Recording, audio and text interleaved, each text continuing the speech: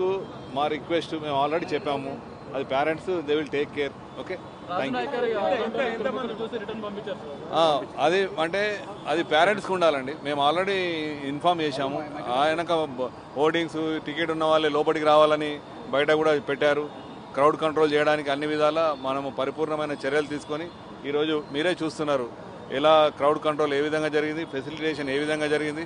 పాత వీటిలో ఏమైనా ఉన్నదాన్ని ఇటువంటి ఇబ్బందులు కలగకుండా ప్రజలకు ఈరోజు ముందు జాగ్రత్త చర్యలు తీసుకొని అందరినీ ప్రాపర్గా పంపించడం జరిగింది.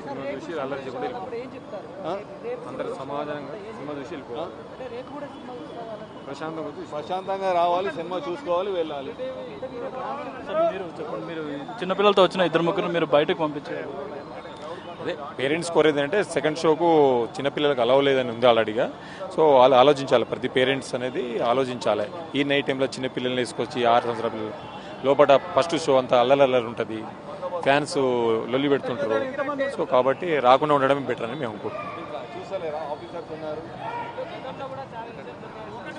గతంలో ఎప్పుడు జరగలేని మేము మొన్న ఎక్కడ మాకి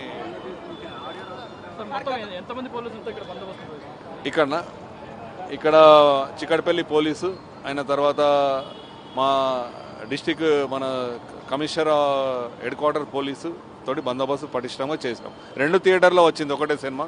3000 మంది వ్యూవర్స్ ఉన్నారు ఇక్కడ, చూసేవాళ్ళు లోపట. దాని గురించి ఎవరికి ఇబ్బంది కలగకుండా వాళ్ళు ప్రజలు ప్రశాంతంగా మూవీ చూడడానికి మేము ఫెసిలిటేట్ చేస్తున్నాం. అన్ని పక్కా నోటీస్ ఇస్తాము. అన్ని మా యొక్క ప్రివెంటివ్ చర్యలు వాళ్ళకు కూడా ఉంటాయి, నోటీస్ కూడా ఇస్తాము. థ్యాంక్ యూ అందరికీ. మీరు కూడా ప్రజలకు మా రాజు చెప్తాడు. ఏం లేదు, మేము ఎంత చెప్పినా కానీ మీ మీడియా ద్వారా ప్రజలకు పోవాలి.